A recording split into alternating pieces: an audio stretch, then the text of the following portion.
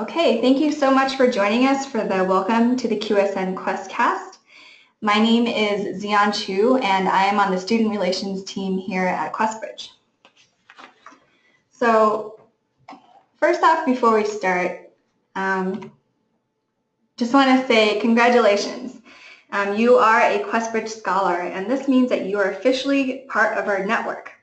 You have a chapter of QuestBridge Scholars who are on campus with funding and support from us at Quest HQ, and you will be able to apply to a bunch of opportunities.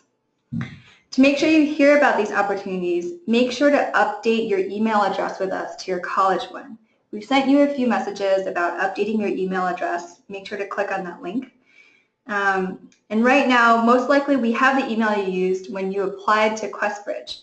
So if that email expires next year, or if you stop checking it, then you won't be able to receive some of these important messages from us. I do want to show you really quick, there is a place on our website where you can update your email address. So if you go to questbridge.org,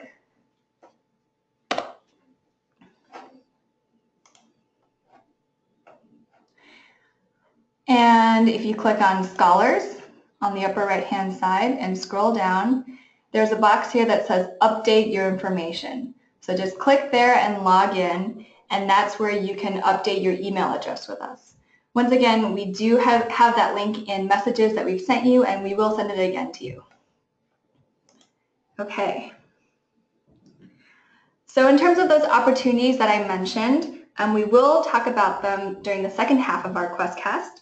But for this first half, we're actually going to talk about your financial aid to-do list.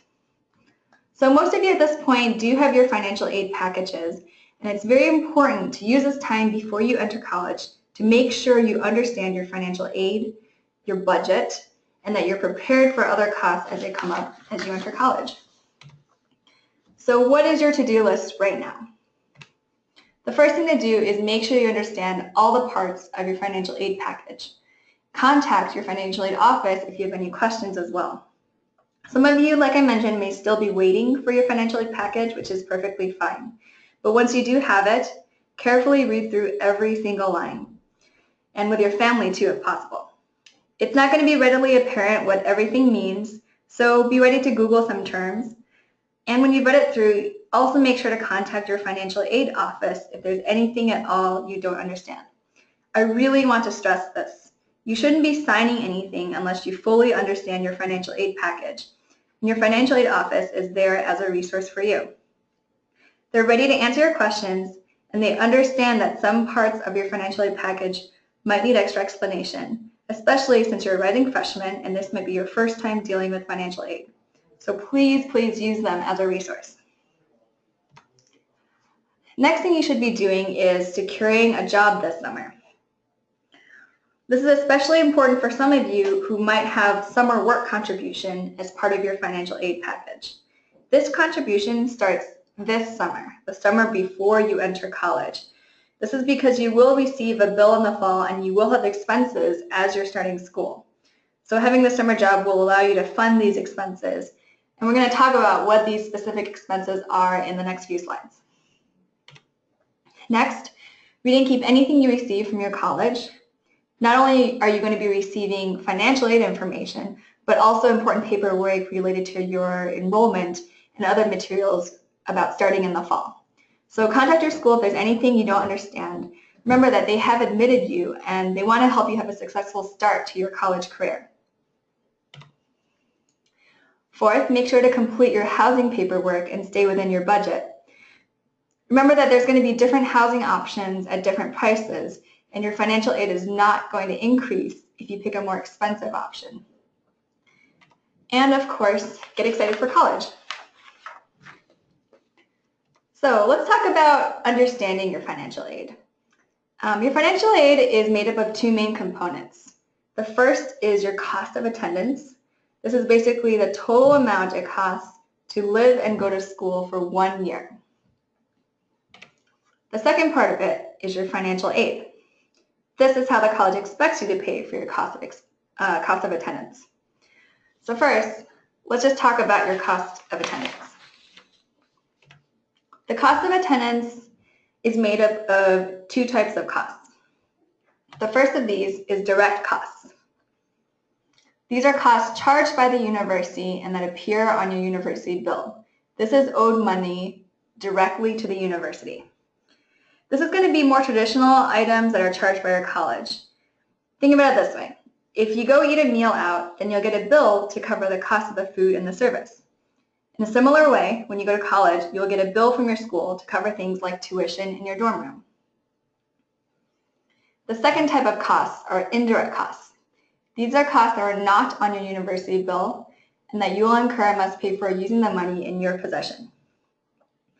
These costs might not be as obvious to someone, especially a new college student like you. Your university is not going to give you a bill for these options, but they are expenses that are going to be part of being in college. Some of these are travel to and from school, buying toiletries like toothpaste and shampoo, and getting school supplies like textbooks and notebooks. There are even other things that come up, going to formals, printing costs for certain classes, and costs that come with joining clubs, like sports that might require a lot of materials. These are all indirect costs that you might have to pay for. Once again, these indirect costs are not going to be on your college bill. These are all things that you'll pay for with the money in your bank account.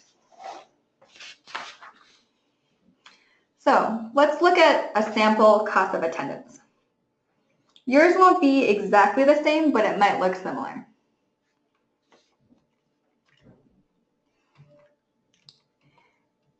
Here we can see a lot of different portions that add up to the cost of attendance, to that total, in this example, of $62,247.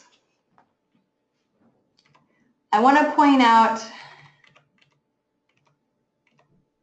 the direct costs. So these are the direct costs that we talked about in that previous slide.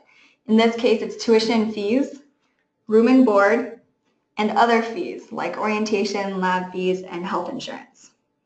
Once again, these are all going to show up on your bill and are going to be paid directly to your school. One thing you can pay attention to in terms of budgeting is staying within the room and board allowance.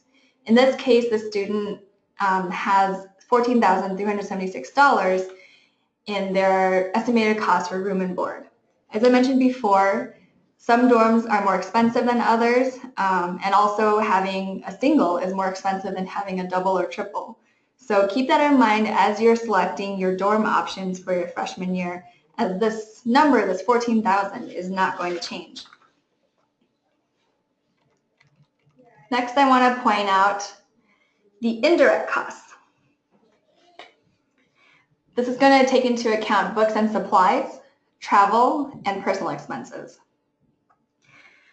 I do want to point out that for travel, this usually accounts for the cost of 2 round-trip tickets. If you live close enough to school that you don't need to fly there, then your cost of attendance will take that into account as well. So travel is another place where you can budget wisely. You can plan ahead and you can buy your plane tickets, if applicable, early to get the best price. Books and supplies are another place where you can budget. You can look into options for used textbooks or even borrow them from the library. Sometimes the class may say that they require the newest edition of the book, but that newest edition might just have some small updates and edits. So make sure to check with the professor of your class if you are allowed to use an older version of the book. So all of these, the direct costs and these indirect costs, add up to our total of $62,247 in this example of a cost of attendance. So let's talk about the second component of financial aid, which is your financial aid package. When your school is calculating your financial aid package, they're going to add together those direct and indirect costs to come up with your total cost of attendance. I want you to also keep in mind that these two parts, the cost of attendance and your financial aid, are not constant every year. They might both change every year, but as long as your family's financial situation does not change significantly, then your financial aid package will go up along with the cost of attendance. I want you to remember that each of our 37 partners are part of our program because they guarantee that they will meet 100% of students' demonstrated financial need. So your financial aid package is going to be designed specifically for you to help you cover all the costs with attending your school. You've been admitted, so your school wants you to attend, and your financial aid package is there to help you do that.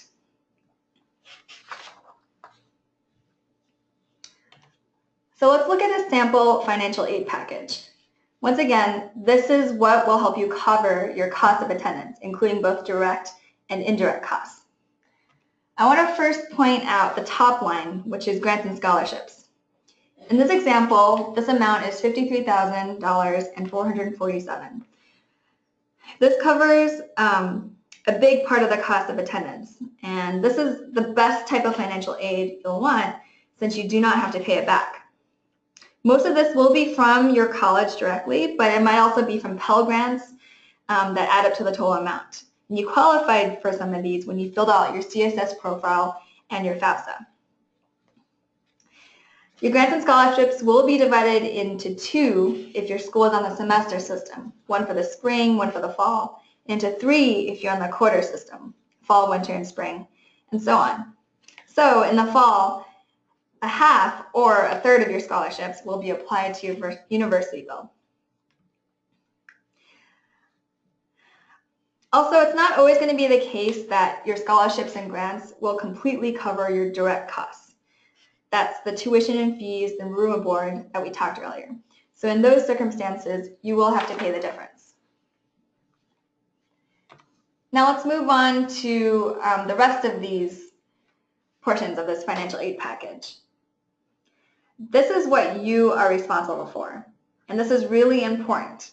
I want you to look at your financial aid package carefully for these items that you're responsible for, and make sure that you and anyone else who will be supporting you in college, like your family, completely understands these costs that you're responsible for. Remember, this is just a sample financial aid package. These costs might look slightly different on your package, and you might not even have all of these lines in your package, which is fine. Everyone's going to have a different financial aid package that's unique to their own family and their personal circumstances. Now let's go a little more into each of these items in detail. So the first of these is Federal Work Study. This is a federal program where students work during the school year at a campus or community-based job. Students who receive Federal Work Study are expected to earn a certain amount of money, and in this example, it's $2,500. If you have this on your financial aid, it is your responsibility to secure an approved job that employs students with Federal Work Study. When you're applying for these jobs, make sure to mention that you have Federal Work Study. This can be an added bonus for you because for employers, these wages are paid in part by the federal government. So in this example, the student would have to work about 8 to 10 hours a week to earn the $2,500 needed by the end of the academic year. The student will receive a paycheck, likely twice a month, depending on how that system is set up for that job. And this money will be in the student's possession that they will use to cover indirect costs. So once again, those indirect costs that we talked about are items like books and supplies, travel, and personal expenses. So let's dig in a little bit more into Federal Work Study. Something I want to point out again is that you're not guaranteed a Federal Work Study job. Just because you have Work Study on your financial aid package does not mean that there's going to be a job waiting for you on campus. You do still have to apply for jobs on your own initiative. And that brings us to our first FAQ. Where can I work? You can work at a variety of on-campus or community jobs that have pre-approved Federal Work Study positions. So what kind of jobs are available? These jobs can be anything from doing research with a professor to working at the library. You can also work in your dining hall or at the front desk of your dorm. A lot of our QuestBridge scholars actually like to work with the admissions office to help with the process of finding more applicants and potential QuestBridge scholars. So when should you start looking? Basically, it's never too early. You can start this summer and by August or right before school starts at the very latest. And where can you look for a job? These can often be found online or at work-study job fairs in the fall. You can definitely check with your financial aid office or your career center, as they might have a central list of all federal work-study positions on campus and in the area. And then lastly, where does my paycheck go? This will go directly into your bank account to cover those indirect costs.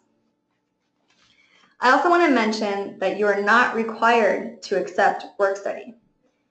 If it's listed in your financial aid package, this just means that there are federal funds that have been approved for you when you do secure a work-study job. But do know that if you don't accept work-study, you still need to be able to cover those indirect costs. So I encourage you to start looking early for the right work-study job for you. Another bonus of the work-study program is that the money you earn in your paycheck is not counted towards your income when you file for financial aid in the next year. So it's not going to work against you.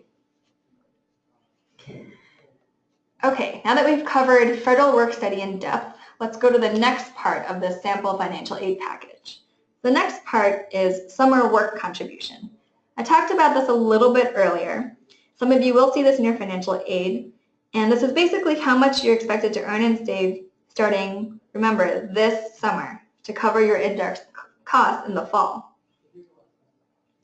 As it's covering indirect costs, your school will not be collecting this money from you and it won't appear on your bill, but you are responsible to earn and save this amount starting this summer. Some schools might even expect you to use this money to pay for your initial travel costs to get to campus. So make sure you're planning ahead and budgeting for that. Something else to keep in mind is climate. If you're moving from one part of the country to another, for example, from California to Massachusetts, you'll need to be ready for those cold winters, and winter jackets are expensive. So I really recommend you try to earn and save even more this summer so you have some leftover savings to buy your winter coat and your winter boot. So in thinking broadly about summer work, I just want to go back and emphasize again, if this is part of your financial aid package, you are expected to show up in the fall with this amount in your bank account to pay for your indirect costs. So start looking for your summer work this summer. Okay, next in this financial aid package, in the sample, we have student savings. So if you have savings in your name, which is information you would have provided when you were applying to financial aid, then you may be expected to apply a certain percentage of that towards college. So this is something that some schools do include in their financial aid, but not all of them. And if they do, it usually is shown as a percentage in this way. Up next, we have parental contribution. So your school will have used information from several sources like your FAFSA, your CSS profile to come up with this number. And this is what they've estimated your parents can pay each year for your education. When you get your college bill, which will have your direct costs, your grant, scholarships, and loans are used to cover those direct costs first. Afterwards, if there is a leftover amount, then you or your parents need to cover that amount. This can be a combination of student savings, which we covered on the previous slide, and your parental contribution. Generally, schools expect your parents or guardians to cover that difference. But at the end of the day, it doesn't matter how you pay that leftover amount on your bill. It just matters that it is paid to the school. Remember before we talked about how colleges calculate your cost of attendance to get to that $62,000. It's important for you to realize that you do have some wiggle room in that number. Remember that $62,000 is what they expect the average student to spend. So if you choose a less expensive dorm room or a meal plan, if you budget your money to spend less on personal expenses, then it's possible you will need to cover exactly $2,000 for this parental contribution, or that you need to take out the full loan that they estimate for you.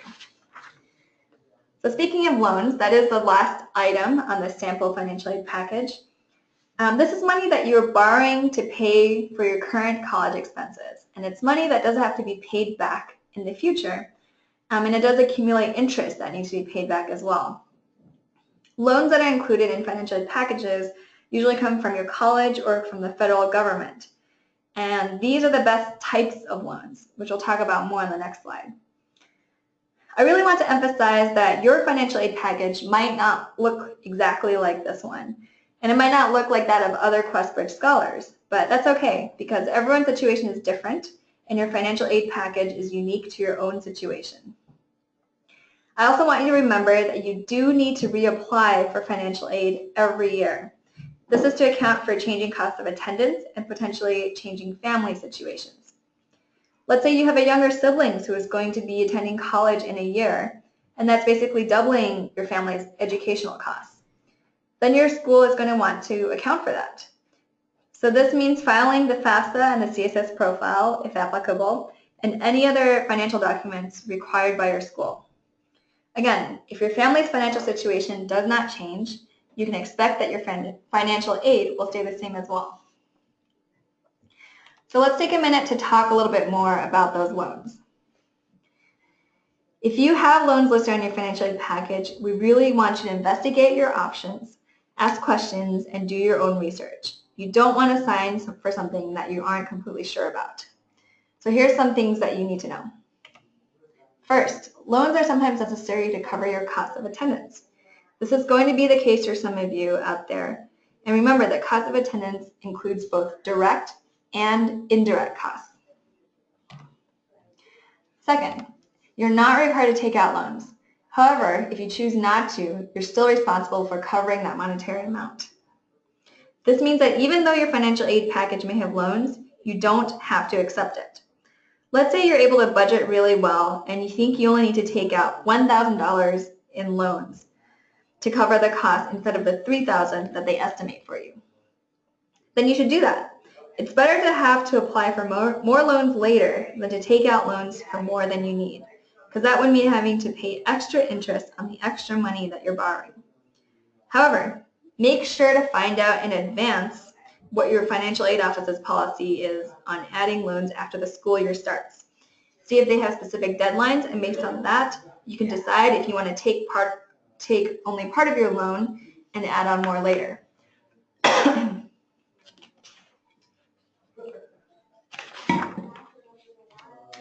Okay, third, there are some different types of loans and some are better than others.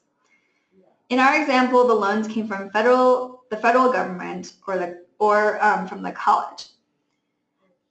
But loans can come from outside companies like banks. Generally, though, you do want those government and college loans. Those are the best for college students because they offer the lowest interest rates and the best repayment options. Your financial aid office can give you more information about these options. And we strongly encourage you to do your research and make sure you completely understand the conditions for any loans that you take out. And lastly, loans are not given automatically. This is very similar to federal work study. You still have to take steps to make sure that your loans are fully confirmed. You usually have to accept loans as part of your financial aid package and also apply for them. So just because a loan is listed on your financial aid package and you sign your agreement for that package, it does not mean you can stop thinking about it. Make sure to follow up on the application process and check it with your financial aid office to make sure everything is in order. Now, I do see we do have more people on this QuestCast than when we started, so I just want to mention again that we do have staff on hand to answer your questions. So if you have any questions, type them into the question box that you see on your screen. They will do their best to answer you. Okay, so next I'm going to talk about outside scholarships. Some of you might be wondering if you should be applying for outside scholarships. So this is a good time to talk about the typical policies of our college partners. The first question you might have is where outside scholarships are applied to your financial aid. The answer to that typically is that outside scholarships will reduce the self-help part of your financial aid dollar for dollar. So I know self-help is a new term, so let's take a look at what that means. This is back to our financial aid example. And self-help basically is almost everything that you're responsible for covering minus the parental contribution. Usually your parental contribution will not be affected by an outside scholarship. Second, grants from the college are usually reduced only after self-help has been eliminated. So once your self-help components are covered, then your outside scholarships will move on to cover your grants. So the bottom line, apply for outside scholarships. Look online for scholarships offered by your local community organizations. But remember, it's always a really good idea to check the specific policy on outside scholarships that your school has. You should be able to find this online, and you can just search for your college's outside scholarship policy. So let's just go through a few examples to see how outside scholarships are covered. So student A has $2,500 in work study in their self-help portion of their financial aid package. Student A receives a scholarship for $5,000. The effect, their work study is eliminated, and then their school grant is reduced by $2,500. Okay, student B has a little bit more in self-help. Student B has $2,500 in work study and $2,500 in loans. This student also gets a $5,000 scholarship. So for this student, all of their self-help is covered, the work study and the loans, and because their scholarship is used up, none of their grant is covered. Lastly, student C has $2,500 in work study and $5,000 in loans. They also receive a $5,000 scholarship. For this student, their work study is eliminated and their loans are reduced by $2,500. However, this is a typical situation, so each school might have a slightly different situation on how to distribute outside scholarships where self-help cannot be fully covered. So it's always a really good idea to contact your school and ask what their policy is, and also look online to find that policy. So we've talked a lot about contacting your school and contacting financial aid, and I just want to give you a few pointers about that. The first thing to know is that at this point in the process, QuestBridge is not directly involved in your financial aid. Your financial aid package is now confidential information between you and your school. So even though we've given this general information about financial aid, we are not the experts. So the best and most accurate answers you're going to get are going to come from your financial aid office on campus. Before you reach out, it's a good idea to find out who your financial aid officer is. Typically, there's a person assigned to your specific package. And once you find out who to contact, develop a professional relationship with them.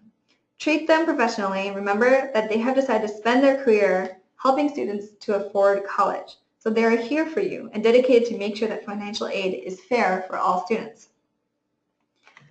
And remember, if you have questions, financial concerns, just ask. Keep in mind that these financial aid officers are busy and they do have to comply with financial aid rules and regulations. But overall, don't be afraid to ask questions. Your financial aid is not going to be taken away. You've been given an official offer for financial aid from your school, and you have just as much right to ask questions as any other student. In fact, as a student who probably has significant financial aid, you have even more right to ask questions, especially since your financial aid might be very complicated. So with all this information in mind, I just want to bring us back to your to-do list. You now have much more context behind each of these steps, and we hope that you will use the summer wisely, that you'll find a job, continue to understand all the paperwork that comes in, and that you get excited for this next big step in college. Okay, so I know that that was a lot of financial aid information, but we know that this is really important for you to understand. But now let's talk about something a little more exciting, which is the QuestBridge Scholars Network. So just to clarify things, some of you might be wondering, what does it mean to be a QuestBridge Scholar? The definition of a QuestBridge Scholar is a student who is selected as a finalist for the QuestBridge National College Match and attends or has graduated from a QuestBridge College Partner. Note that it does not matter if you were matched, if you were accepted through RD or ED, you are all equally QuestBridge Scholars, and you have access to the same opportunities as a student who is matched or accepted through ED.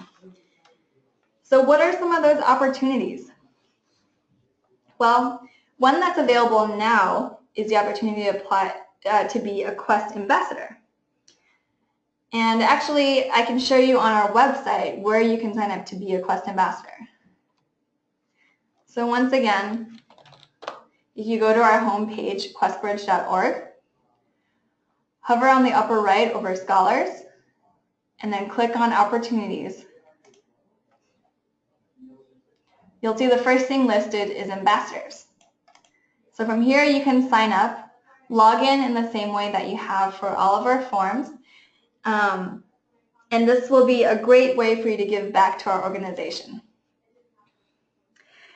By being an ambassador, you're going to get resources to give presentations at our high schools, and you'll get a chance to connect directly to our applicants through our calling campaigns. So this is a really great program, and I really encourage all of you to sign up. So we also have a few applications for opportunities that open in the winter and the spring. The first one is the conference group leaders. So if you attended one of our conferences as a high school junior, you might remember being led throughout the day by a college student who could answer your questions about the college match and also tell you about their college experience. So this could be you. If you're selected, we'll fly you out to our conference location. This year, they're at Stanford, Yale, and Northwestern, but that might change year to year. And we'll cover the hotel, the travel, and the meals for the days that you'll be at the conference getting trained and getting set up with us. Another opportunity is the National Ambassadors Executive Board.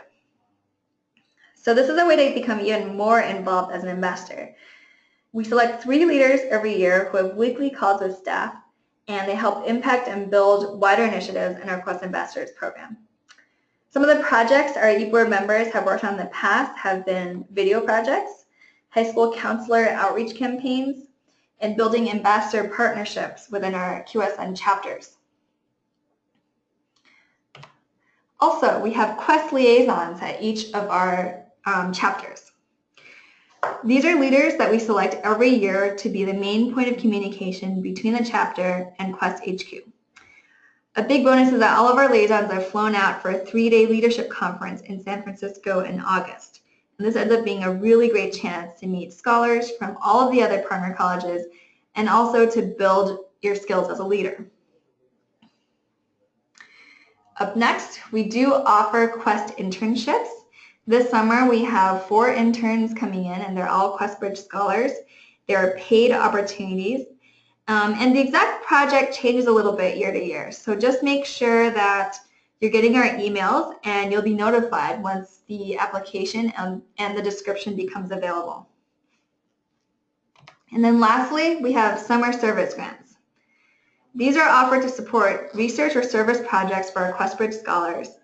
And some of our past grantees have conducted research on water sanitation in Africa, on maternal care in Nepal, and on the effect of racism on the educational system in Chicago.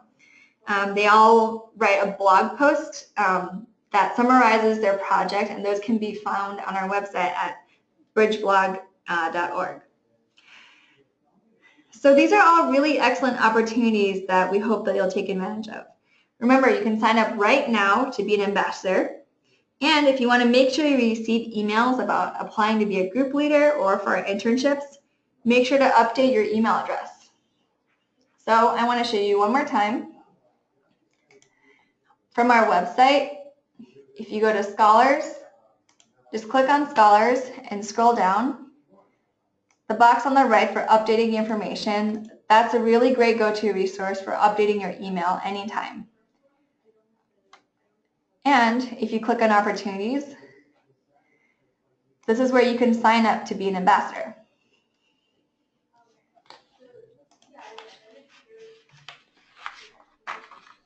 Okay, just wanted to show you some photos of our liaisons.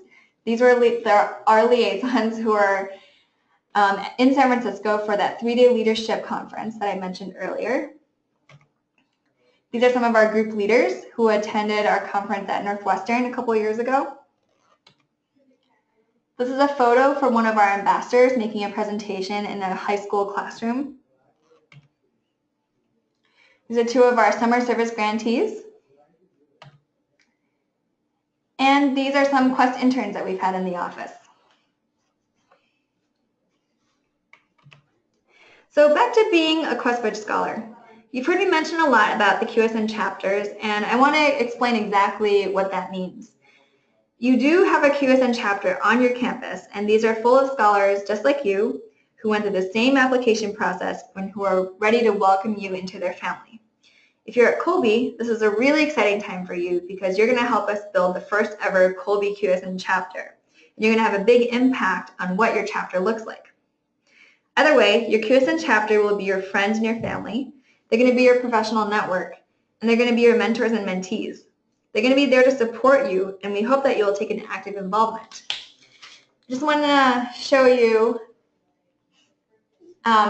these are the faces that represent a lot of our QSN chapters. This was all of our Quest liaisons and interns from last summer. I really want to emphasize that many of our chapters, they have executive boards and they have leadership structures, but they're still young and growing. So you can take initiative to carve out your own leadership roles. And this is especially true at Colby. So even though this is a small representation of the leadership that exists in our QSN, we know that behind the scenes of the liaisons at each of the chapters, there was a whole board and other leaders who were involved in making sure that the events were in place and the resources were built for our chapters. So just want to show you what some of these events are that our chapters do. At the beginning of the year, we do provide funding for all of our chapters to have a welcome event on campus. This is a photo from our Emory QuestBridge Scholars welcome event. And you're going to hear more from your liaison over the summer about getting involved, staying connected, and we really hope that you do go to this welcome event to meet the rest of your freshman class and the other QuestBridge scholars at your school. Our Quest chapters also hold Quest Giving celebrations during the Thanksgiving break. This is a photo from our Northwestern chapter who gets together to cook for over 100 people every year. They have one of the biggest Thanksgiving or Quest Giving events on their campus. Also, many of our chapters organize service events. So here, this is a photo of our QuestBridge scholars at Vanderbilt in yellow at a service event. And then lastly, we have a celebration every year called National Quest Day. And this is where QuestBridge scholars, admissions officers, and even all of us in the office wear a Quest shirt on the same day. We send in photos, we post on social media, and we just really want to celebrate our QuestBridge scholars and what they've accomplished. So it's really cool for QuestBridge scholars who are on campus to see how many other people are wearing the shirts, because sometimes they don't realize that that person in their class, in their dorm room, or even their roommate are also a QuestBridge scholar. So this photo on the bottom right is a photo of Brown's National Quest Day celebration. So if you want to make sure that you hear about National Quest Day, that you get that free shirt that we sent to all of our QuestBridge scholars, remember, update your email address with your college email or the one that you know that you'll be checking during the year. So how can you get connected now? You can definitely get updates from us on Facebook, Twitter, and Instagram. Our handle is QuestBridge for all of these. We also have the Class of 2020 QuestBridge Scholars Facebook group that I know a lot of you are in, and their individual college QSN groups on Facebook. So I know a lot of you have found each other in these groups, and you can usually just do a simple search. If you're attending Amherst, you can search for Amherst QuestBridge Scholars or Amherst QSN, and that should come up. But if you have any questions, if you're not sure how to connect or how to find, that group or that community, be sure to email us. We are here to be a resource for you regarding, the QSN and Quest-related questions. So make sure to take advantage of that, but you will be hearing from your liaison this summer.